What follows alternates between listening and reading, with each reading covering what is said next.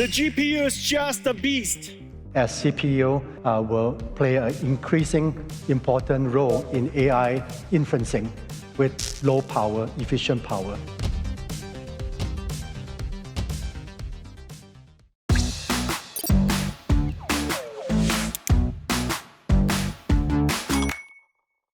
안녕하세요. 데이터를 만지고 다루는 안혜민 기자입니다. AI 하면 GPU라고 했던 게 엊그제 같은데 세상이 또 바뀌었나 봅니다.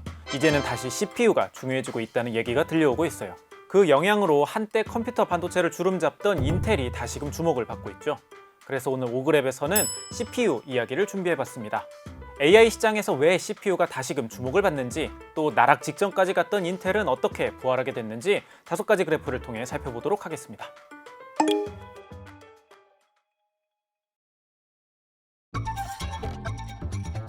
최근 인텔의 주가 상황은 말 그대로 미쳐 날뛰고 있습니다. 오그랩 첫 번째 그래프를 통해 바로 살펴보겠습니다. 한 달 전인 4월 초만 하더라도 인텔의 주가는 $50가 되질 못했어요. 그런데 지금은요, $100를 넘겨버렸습니다. 5월 11일에는 $130 언저리까지 다다르면서 최고점을 찍기도 했죠. 닷컴 버블 시절인 2000년 8월 30일에 인텔이 $74.88로 고점을 찍었는데 그 고점을 지금 압도하고 있는 겁니다. 인텔의 역사가 곧 반도체의 역사일 정도로 인텔은 압도적인 기업이었습니다. 반도체의 집적도가 2년마다 2배씩 증가한다는 무어의 법칙을 만든 고든 무어가 바로 인텔의 공동 창립자이죠. 1968년에 설립된 인텔은 1971년 세계 최초로 민간 마이크로 프로세서인 인텔 4004를 출시합니다. 이때를 시작으로 인텔은 CPU의 역사를 써내려가죠. CPU는 컴퓨터가 처리하는 주요 기능을 관할하는 컴퓨터의 두뇌입니다. 데이터나 명령어를 기억하고 명령어의 내용을 해석하고 그걸 바탕으로 연산하고 이 모든 과정이 잘 이루어지도록 컴퓨터의 각 구성 요소를 제어하는 게 바로 CPU인 거죠. 과거엔 이러한 기능을 여러 회로와 보드, 칩으로 구성된 복잡한 형태의 CPU가 처리했어요. 하지만 인텔은 이렇게 작은 칩, 마이크로 프로세서 하나로 CPU 기능을 처리하도록 했던 거죠. 물론 인텔의 시작이 CPU였던 건 아닙니다. 원래는 메모리 반도체가 주력 상품이었죠. 하지만 1980년대에 일본 기업들이 가격 경쟁력을 앞세워 파상 공세를 퍼부었어요. 인텔은 과감히 메모리 사업을 포기하고 모든 역량을 CPU에 쏟아붓습니다. CPU 전문 기업으로 탈바꿈한 인텔은 8, 90년대 PC 시장이 폭발적으로 성장하면서 승승장구합니다. 386, 486, 펜티엄으로 이어지는 인텔 CPU는 전 세계 PC 시장을 장악했죠. 하지만 모바일이 등장하면서 인텔의 상승세에도 변화가 감지됩니다. PC에서 압도적인 점유율을 갖고 있던 인텔 입장에서는 모바일을 그렇게 중요하게 생각 않는 일종의 오만한 태도도 있었고요.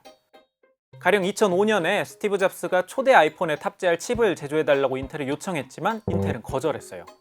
인텔이 갖고 있던 모바일 칩 사업부마저 수익성이 낮다는 이유로 다른 반도체 업체인 마벨에게 매각해버렸죠. 애플은 삼성전자와 협력해 초대 아이폰에 들어갈 칩을 개발하게 됩니다.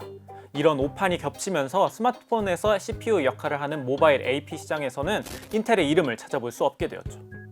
모바일 영역에 대한 당시 인텔의 판단은 좋게 봐서 선택과 집중으로 해석할 수도 있을 겁니다. 하지만 당시 인텔은 집중하던 CPU 영역에서도 연이은 실책을 저질렀어요. 이제는 뉴스에도 자주 등장하는 극자외선 노광 장비, EUV 장비가 대표적인 사례입니다. 반도체 웨이퍼에 초미세 회로 패턴을 그리는 EUV 장비 도입을 두고 인텔은 매우 보수적이었어요.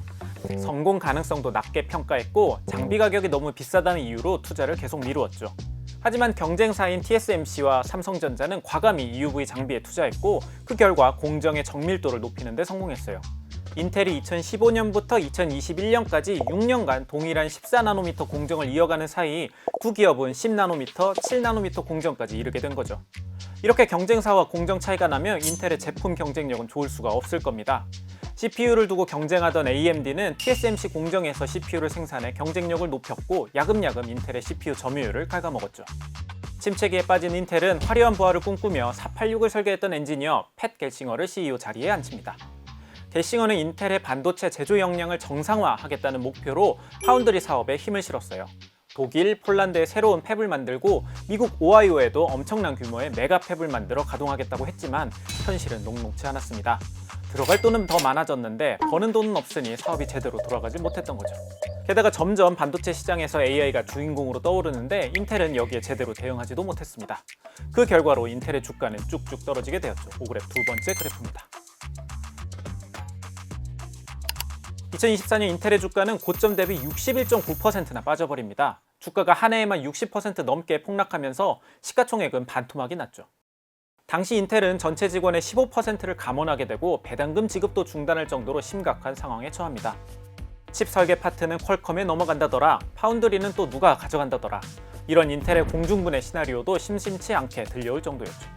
결국 2024년 11월 인텔은 다우지수에서 퇴출되는 수모를 겪게 됩니다. 다우지수 입장에선 인텔은 더 이상 미국 시장을 대표할 수 없는 기업이 되어버렸으니 빼버린 거죠. 인텔이 빠진 그 자리 바로 엔비디아가 들어가게 됩니다. 그랬던 인텔이 어떻게 주가가 $100를 넘게 되고 완벽하게 부활할 수 있게 된 걸까요?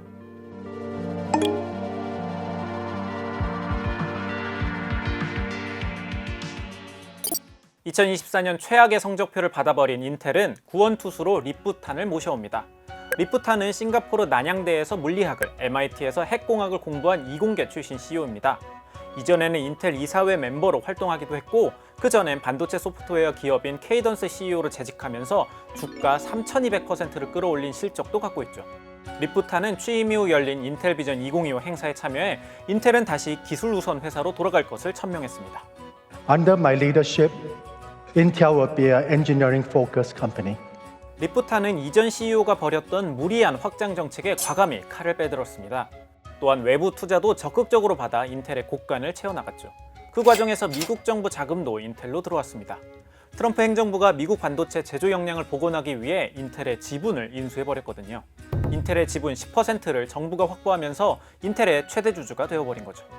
세계 최대의 시장 경제 국가인 미국에서 연방정부가 민간 반도체 기업의 지분을 매입하는 건 전례 없는 일이었습니다. 중국도 아니고 말이죠. 참고로 트럼프는 리프탄이 중국계이고 중국 기업에 투자한 이력이 있다는 점을 문제 삼아서 사퇴를 요구하기도 했습니다. 물론 이후 백악관 회동 이후에 태세가 바뀌면서 오히려 리프탄을 칭찬하고 지분 인수 합의도 잘 이루어졌죠. 공교롭게도 리프탄을 포함해 미국의 4대 반도체 CEO는 모두 중국계입니다. 엔비디아의 젠슨 왕, AMD의 리사수, 브로드컴의 혹탄, 그리고 인텔의 리프탄까지 말이죠. 다시 인텔 이야기로 돌아와 보면 이런 정책적인 접근 말고도 인텔에게 큰 환경적 변화가 생겨버립니다. 바로 CPU에게 다시금 전성기가 열렸다는 거죠. 사실 AI 데이터 센터가 많아지면 많아질수록 인텔은 조금이나마 수혜를 받는 기업이었습니다. 왜냐하면 AI 데이터 센터에는 GPU만 들어가는 게 아니라 CPU도 들어가기 때문이죠. 예전 GPU 편에서 설명했듯이 AI 모델을 학습하는 데에는 병렬 연산 처리가 강한 GPU가 필수적입니다. 하지만 GPU는 스스로 판단하여 연산하는 능력이 없는 탓에 CPU가 GPU 옆에 있어서 쉴 새 없이 모델을 학습시키도록 환경을 만들어주고 통제해 준 거죠. 그런데 왜 지금 다시 CPU의 전성기가 열렸다는 걸까요? 그건 바로 AI 데이터 센터에서 처리하는 업무가 바뀌었기 때문입니다. 예전 AI 데이터 센터에서는 열심히 AI 모델을 학습시켰다면 지금은 학습보다는 AI 에이전트의 업무가 훨씬 더 많아지고 있어요. 오그랩 세 번째 그래프입니다. 오픈라우터가 2025년 5월부터 집계한 데이터입니다. AI 에이전트에게 맡기는 바이브 코딩이 유행하면서 관련된 쿼리가 급증했어요. 초반엔 AI 인프라의 10분의 1에 불과하던 업무량이 최근으로 올수록 절반 가까이 차지할 정도로 늘어난 겁니다. 이전에는 사용자가 질문하면 그 질문에 대한 내용만 AI가 처리하여 대답해주는 단발적인 업무가 대다수였어요. 하지만 바이브 코딩, 바이브 디자인 같은 업무가 대세가 된 오늘날에는 어떨까요? AI는 코드나 요구사항을 읽고 문제점을 발견하고 그걸 또 해결해보고 최종적으로 코드나 이미지를 생성하는 단계적인 업무를 하게 되었습니다. 단순히 AI 모델 하나만 사용하는 게 아니라 다양한 에이전트들을 복합적으로 활용하면서 말이죠. 그 과정에서 AI가 기억해야 하는 정보량은 많아질 수밖에 없겠죠. 저장할 데이터는 많아지고 그 데이터가 메모리를 다 집어삼키면 모델의 효율은 떨어지게 됩니다. 즉, 이런 복잡한 업무가 많아지다 보니 효율을 높여줄 관리자가 필요해졌던 겁니다. 그게 바로 CPU였던 거죠. AI 에이전트 간의 조율과 통제, 그리고 에이전트끼리 데이터를 교환하고 맥락을 전달하는 모든 과정을 통제할 CPU의 필요성이 커진 겁니다. AI 에이전트 활용은 앞으로 더 늘어날 터이니 CPU의 사용도 훨씬 더 늘어날 거라는 전망이 그래서 나오고 있습니다. 오그랩 네 번째 그래프입니다. 초창기 AI 데이터 센터에는 CPU 대 GPU 비율이 1:8 수준이었습니다. 하지만 지금은 1:4 수준까지 내려왔어요. 전문가들은 가까운 미래엔 동등 수준 혹은 그 이상까지 갈 수도 있다고 전망하고 있습니다. 그 결과가 인텔의 1분기 깜짝 실적으로 이어졌고 주가도 급상승했던 겁니다. CPU를 만드는 또 다른 회사인 AMD 역시 한박 웃음을 짓고 있습니다. What we're also seeing is that you need a lot of CPU compute, which is really the place where we have such a strong portfolio.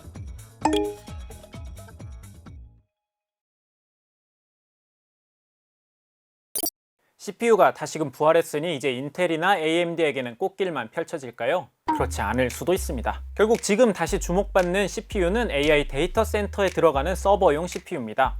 AI 데이터 센터의 집주인들, AWS, 구글, 마이크로소프트 같은 클라우드 사업자들은 조금은 다른 생각을 갖고 있습니다. 그들 입장에서 가장 핵심은 집에 전기세가 덜 나오는 겁니다. 워낙 AI 데이터 센터에서 잡아먹는 전력량이 많다 보니 그걸 줄이는 게 최우선 목표인 거죠. 이미 데이터 센터에 가득가득한 GPU가 전력을 엄청나게 쓰고 있는데 거기에 CPU가 더 들어가야 한다? 특히 기존 인텔과 AMD가 생산하는 CPU들의 X86 구조는 성능은 강력하지만 전기를 많이 먹는 CPU거든요. 그래서 클라우드 사업자들은 기존의 CPU보다 훨씬 더 전력 효율이 좋은 CPU를 자체적으로 만들고 있습니다. 기존의 무거운 구조의 CPU 대신 영국의 반도체 설계 기업 ARM의 효율적인 설계도를 기반으로 CPU를 만들고 있는 거죠. 참고로 이 ARM이라는 회사는 반도체 칩을 직접 만들지도 않고 반도체를 판매하지도 않습니다. 오직 설계도만 만들어서 팔죠. 이 ARM 구조를 바탕으로 AWS는 그래비톤을, 구글은 엑시온을, 마이크로소프트는 코발트라는 CPU를 자체 제작하고 있습니다. 단순히 클라우드 기업들만 이 흐름에 동참하는 게 아니라 다른 AI 빅테크 기업들도 참여하고 있어요. 엔비디아가 만든 자체 CPU인 그레이스 역시 ARM 기반으로 설계된 칩이죠. 그래서 전문가들은 향후 ARM CPU 환경이 더 확장될 것이라고 전망하고 있습니다. 오그랩 마지막 그래프입니다.